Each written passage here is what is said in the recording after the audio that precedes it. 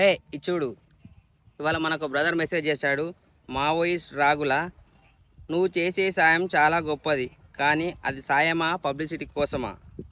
నువ్వే నీ వాళ్ళతో కామెంట్ పెట్టి ఇచ్చి వాళ్లకు డబ్బులు ఇస్తున్నావు ఏమో అని మీ ఫాలోవర్గా డౌట్ ఉంది. ఎందుకంటే సమాజంలో ఇలానే జరుగుతుంది కాబట్టి చాలా కామెంట్స్ పెట్టినా